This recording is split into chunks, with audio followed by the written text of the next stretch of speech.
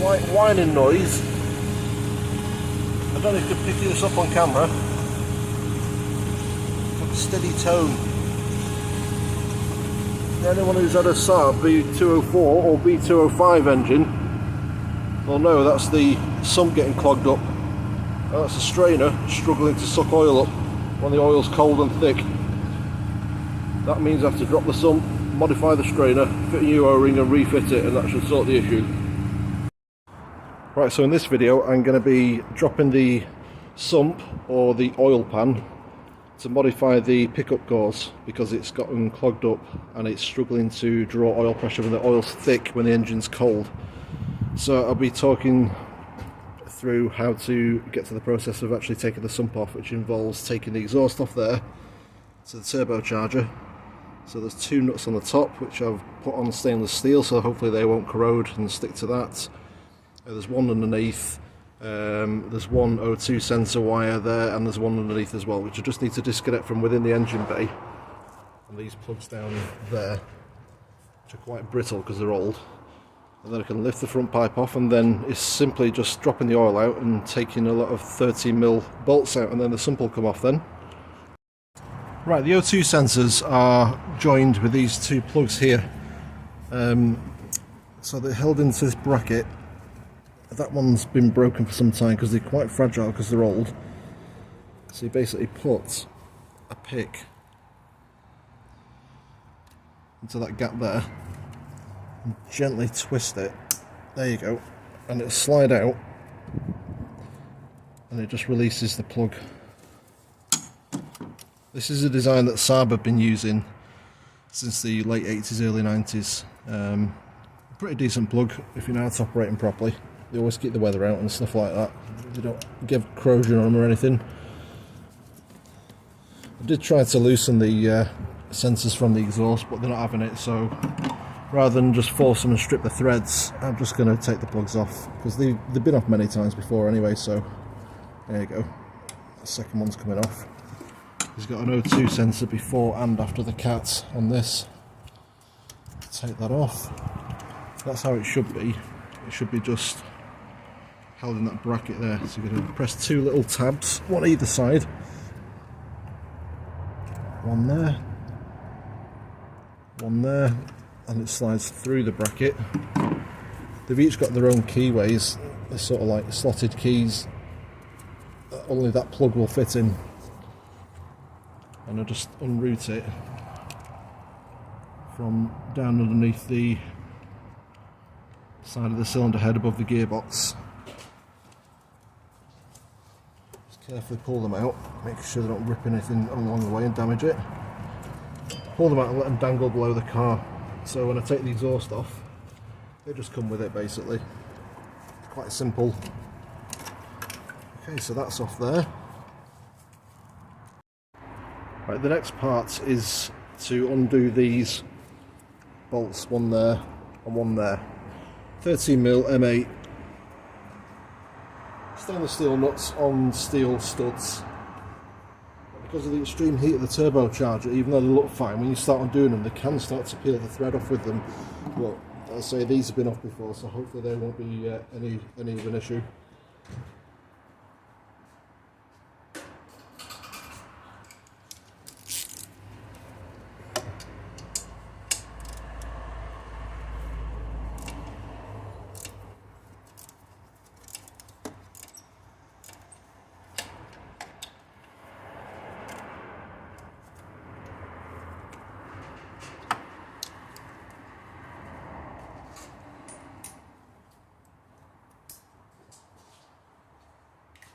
This one feels sticky already, so I'm just going to put a little bit, just a little tiny bit, WD-40 on it on the other one as well.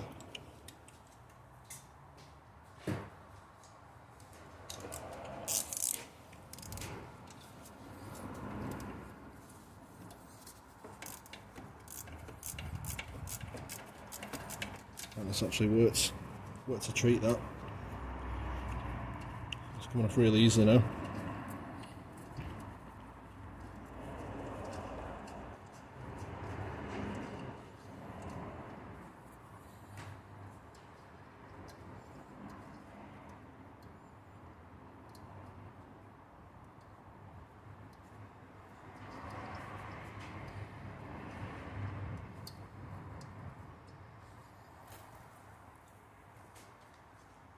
one off.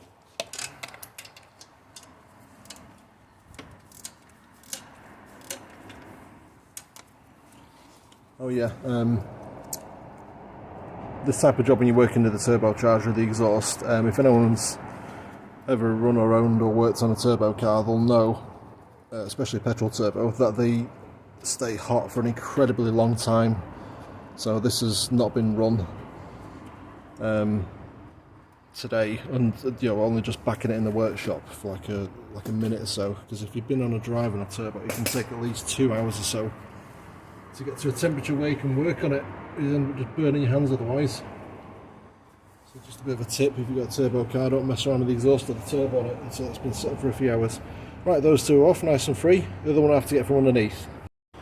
Okay, next part of the job, I've got to take the driver's wheel off because I've got to remove a small dirt shield to gain access to some of the sump bolts just below the crankshaft pulley.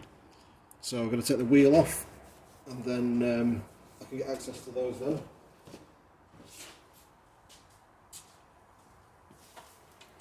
This has got covers on the wheel bolts.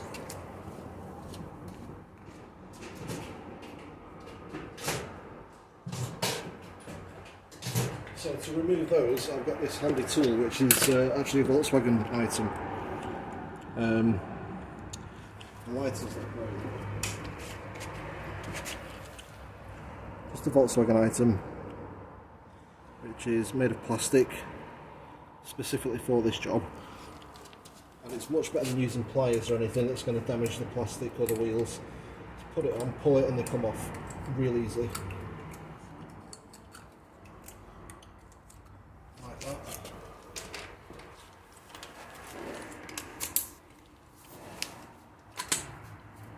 Let's get the compressor charge up because it's not been turned on. Right, it's just that small shield in there I need to remove.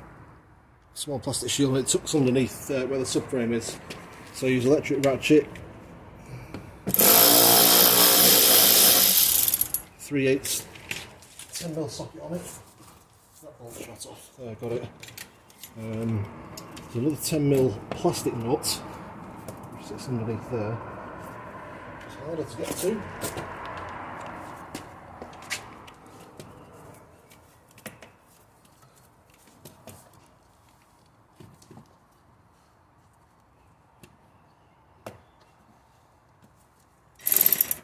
I shall have to use a longer socket on that.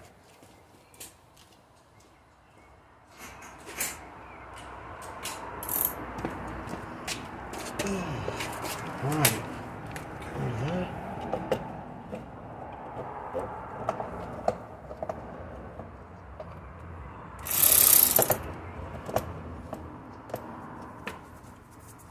It's proving to be tricky, this, just one simple bolt, or nut should I say.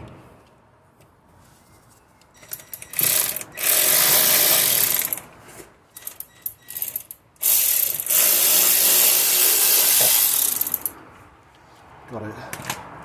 And those horrible plastic things self-tapping. Right, the issue with the sumps clogging up on these is down to, I think, mainly the breather system, because they're quite a clean engine as far as emissions are concerned. So the breather system recirculates like most of the crankcase gases in on itself, and it can make the oil thicken up and emulsify faster than it should do, which wouldn't be an issue, but the gauze that sucks up the oil from the sump into the oil pump is very fine. It's like a tea strainer, so it clogs up prematurely, and you end up with the issue that I've got, which is a really common issue on these. Back in the mid-2000s we were doing loads of these engines, at least 1 or 2 a month, where the engine has been starved of oil and it damaged the bearings and the crankshaft in worst case scenarios, ends up throwing a con rod or completely destroying a piston. And if you're lucky enough to have the engine rebuilt, you could do that for a couple of grand or so, but sometimes the fault would be so bad that when it damaged the crankshaft or the pistons, it actually twisted the engine block, so you couldn't rebuild that engine. You had to have a brand new crate engine from Saab, which really wasn't cheap, but the cars were still worth it at the time, so a lot of people spent a lot of money on these. I believe in the USA, Saab honoured warranty replacement engines, but in the UK they didn't, so people just had to pay for it themselves. The Saab didn't want any responsibility for it, mainly due to UK laws and stuff like that, so it's a bit different in the US. If you had an issue with your Saab engine going bang, there's some kind of help and support, but in the UK, no. It's basically, it's just tough luck, unfortunately. Right, I'm going to go underneath the vehicle now, and we shall take off a torsion bar which attaches between the left and right of the subframe, and that allow access to the rest of the exhaust, and then the exhaust can come off, and then this plastic panel, and then start actually get to the sump bolts. Do a quick walk around. This thing's been polyurethaned bushes by Powerflex. Decent quality ones, they're not too hard. So I've not noticed any difference in ride quality or anything like that. I say the only positive things really, it's sharpened up the turn-in a little, and under braking it's more positive. I've even done the small bushes there with Black Series polyurethane bushes on the anti-roll bar linkages or sway bar linkages. It's got braided stainless steel brake lines, and it's got braided brake lines running from the hard lines under the car. I've got braided lines running all the way back up into the rear axle there. Same on the other side. I have got plans on polyurethane in these bushes because they have got play in them and they need sorting. I've already replaced the springs, as you've seen in a previous video. Shock absorbers are supposed to be here today, but they've not arrived. The original Saks ones, which hopefully they got in stock, and they aren't just, fluffing me about them. Hopefully they're going to turn up at some point. So on with removing this torsion bar, which is a piece I've made myself. You can buy similar items from Abbott Racing and other companies do them, which do the same job basically, but I've made this myself. It's actually a flat tubular bar which I've pressed, cut to size, and it's rigid, doesn't catch anything, doesn't catch speed bumps, doesn't catch the exhaust. It's perfect. Held in with stainless steel torque bolts, and I've made my own captive nuts which fit within the subframe there, so you don't have to hold them with a spanner or anything, you just undo them carefully and that bar will come off, allowing access to this exhaust. So I'll do that in a second. So the next part is going to be removing that bar up there, the black one running left to right. So I've got to be careful with this. I'm not just going to buzz it off with an air gun. I'm going to use a breaker bar and carefully undo those, because they're Torx bolts and they're a dome head, so they're not very deep.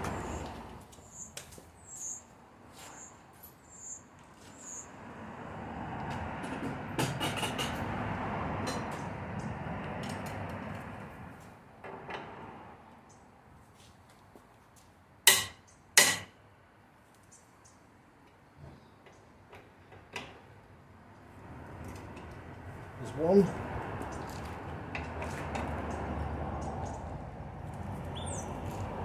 There's the other one. Right, now they're cracked off, I can confidently use this little gun to just finish them off the rest of the way.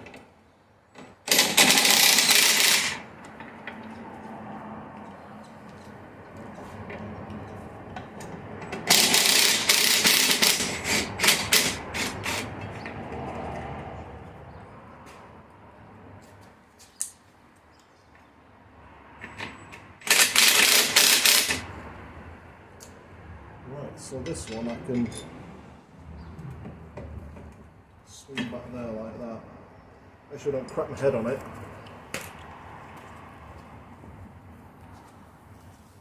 Captive nut thing I was talking about, I just made it out of some square plate, welded on a lock nut, the bolt goes into it. And it's quite effective.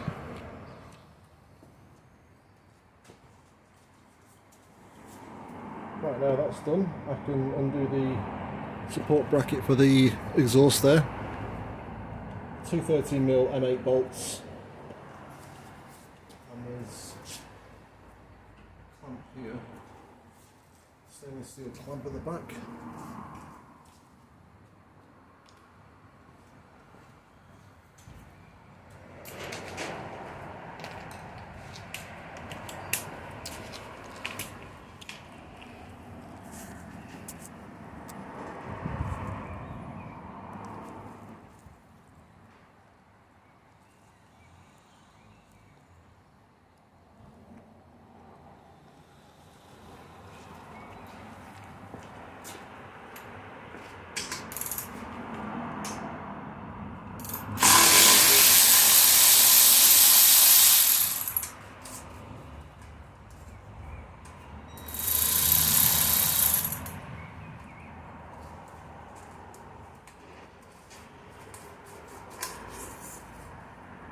Stainless steel exhaust band removed.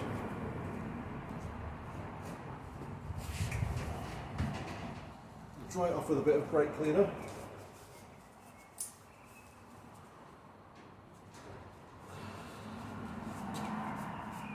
bit of water residue on it. Excuse me. I'm going to mark it with some Tipex for reference, so I'll get it in exactly the same place that it was before.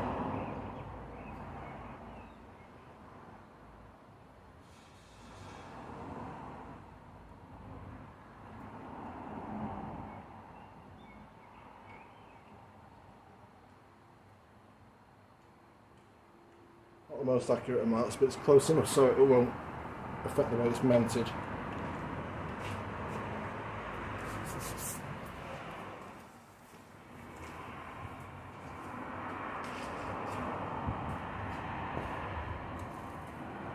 going to put a little bit of WD-40 on the back of these turbo to exhaust flange bolts, which you can't actually see from there. Where are they? There they are. Just on the back there.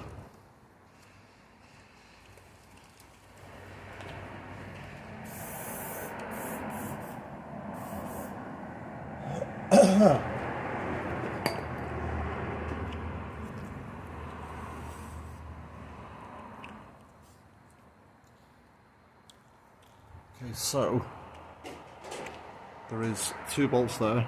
There are two bolts there, and the threads just come through the back there. And there's one mounted it to the engine block. That just supports the exhaust, the catalytic converter, which sits just up there.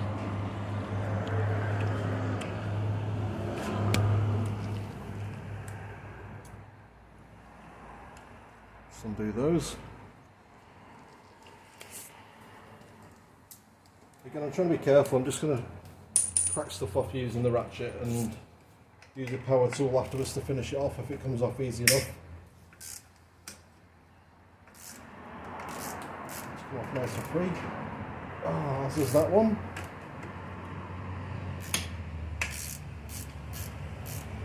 Okay. The last one there. Okay, that's come off nice and free. Okay. So they're off nice and easy. 13mm head on them.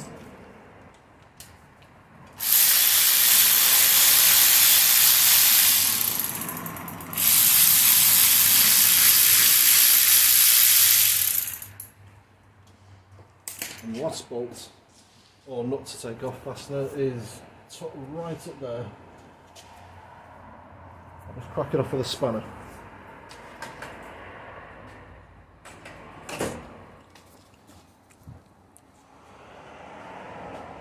So that one is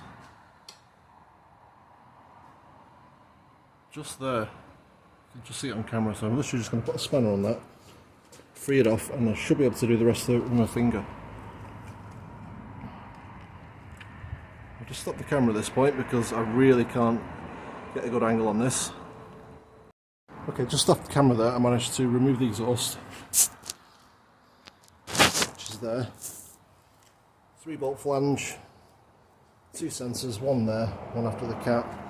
A push fit that goes to the custom system there, which normally would have a flexi pipe in from the factory that'll join to there, but that's just been removed. It doesn't need it. So you can see the turbocharger just up there, which is the Garrett unit. And this is a sump pan that needs to be removed. First of all, we need to take off this little plate that fits on the transmission or the gearbox. 2 11mm bolts, and that allows the pan to slide down. This panel here is the one that was taken apart before. Excuse me. So if we just take that out.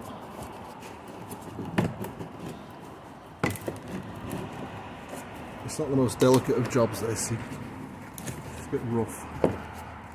There you go. Just got to sort of manhandle it out of the hole there without ripping any brake lines, ABS wires, or damaging CV boots, so it's all nearby. There we go.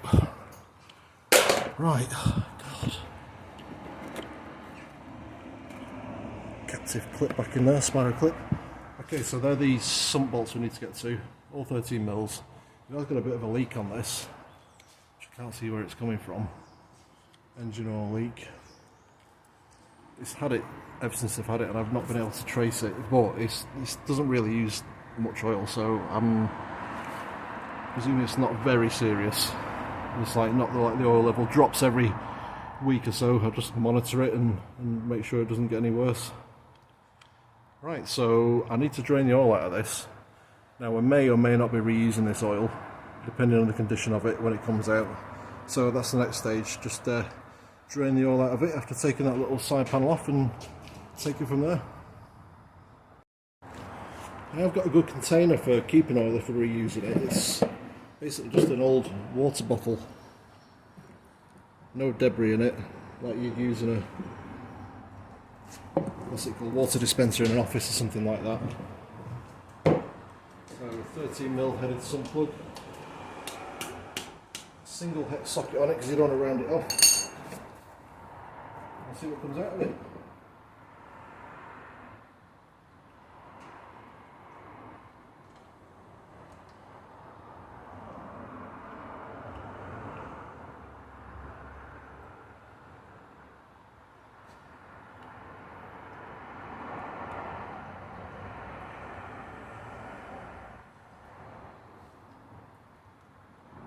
And it seems to have a bit of a airlock in there, so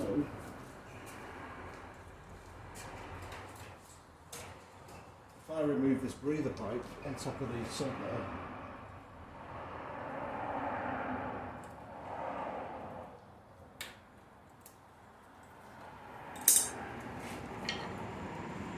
I'm hoping it'll flow out quicker than that. I've never had this issue before with this guy.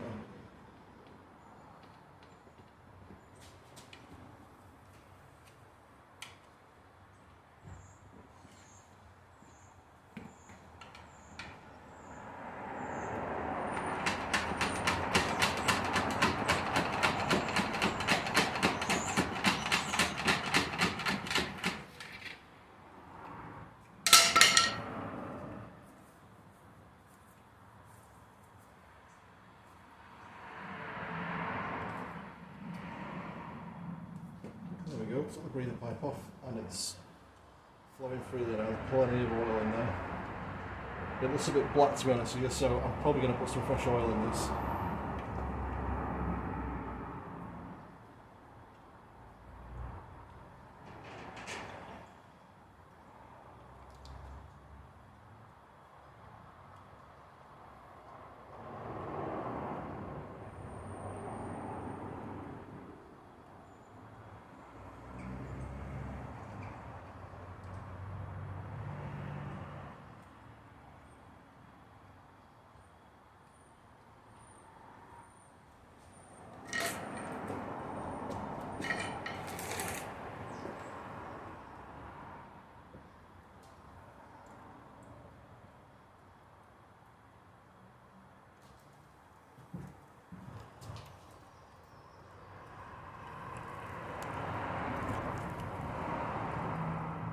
It's flowing out there nicely. It's that container. There should be about 4.1 litres or so in these B205s and B204s. I personally run fully synthetic 540s in this, because if you use semi-synthetic they can clog up even worse than this, so it's recommended you do use fully synthetic. Right, I'll just let that drain and I'll take that panel off. Okay, so I've cleaned the sump up and you can see the fixing bolts, 13mm headed M8, the built-in washer that spins, some at the front, some at the back.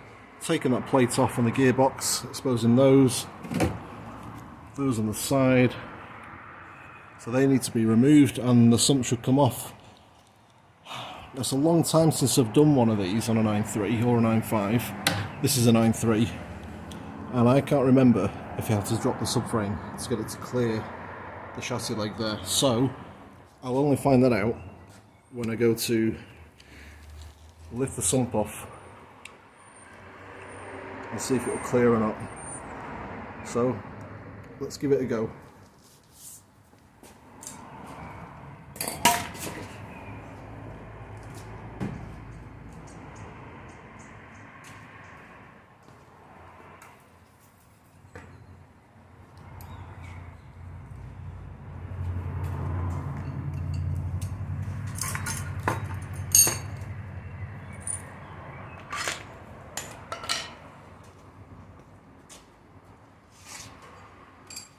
Mm socket, extension 3/8.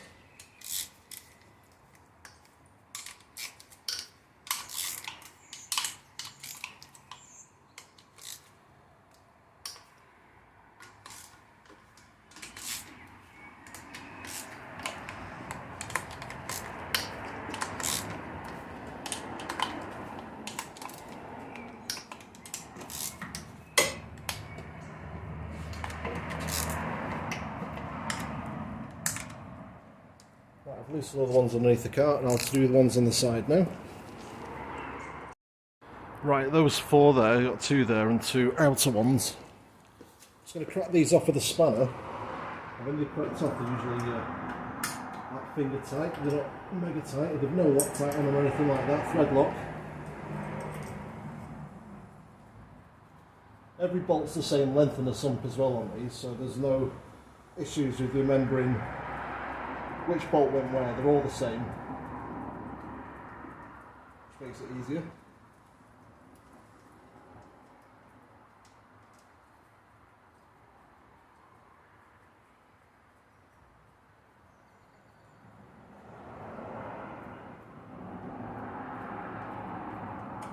There's two.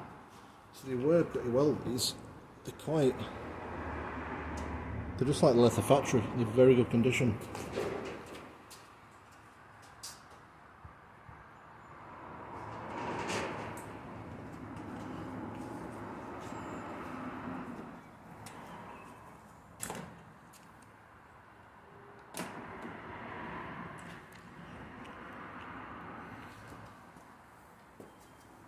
Two off. I think these last two.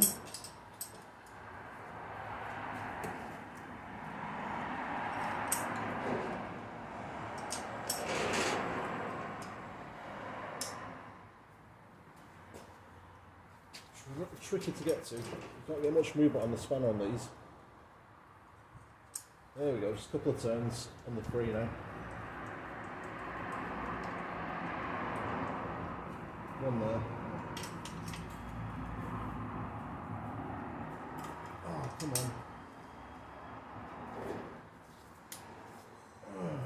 Last one there. Apologise for the noises.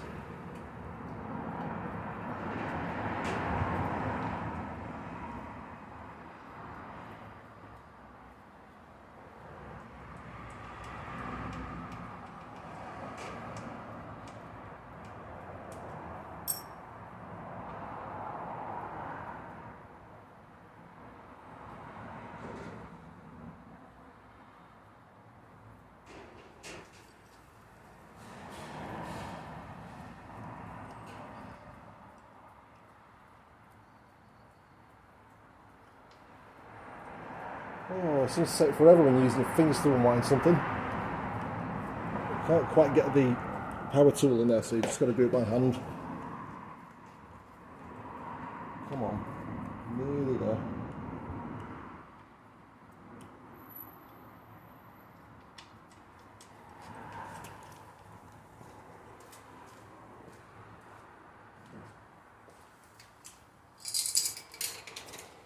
Right, the rest I loosened earlier with the ratchet and the extension. I'll just finish those off with a small electric gun now because they've been freed off. Now there is a potential issue with this sump. I've never taken this sump off before or put it back on, and I've noticed that there may or may not be a crack in it going from that bolt hole all the way down to there. I won't know until I take it off, so I'm gonna inspect that when it's off the car. I'm suspecting it is. I think somebody's over tightened it. Some chimp's gone crazy with a bloody air gun or something and overdone it.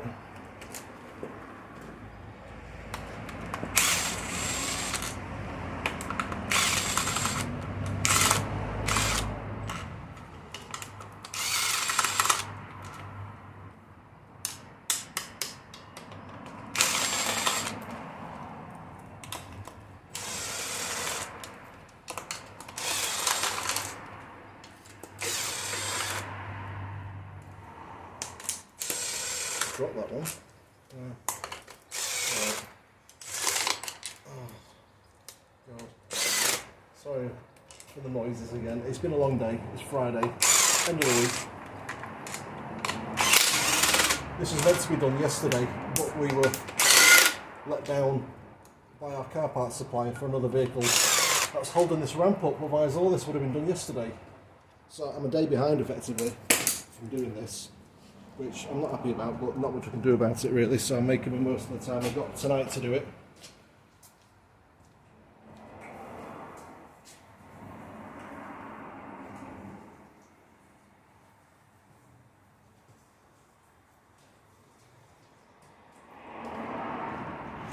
Right, I've just given all the bolts a wash with some solvent, so when they go back on they don't end up bleeding old oil down onto the clean sump after it's been refitted. Okay, so they're all out now. Now it's got little lugs just there, and the same on the back. Be very careful.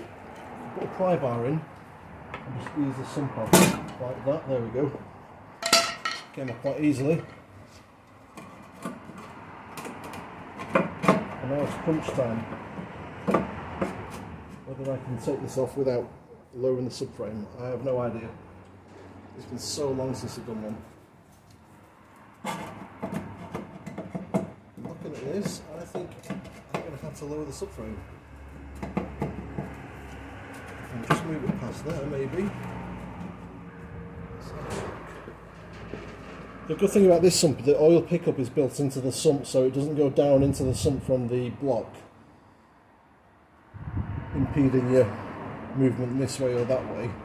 It's flush with the top where it mates to the block, so if I can just get it to clear this, then there should be enough just to get it down.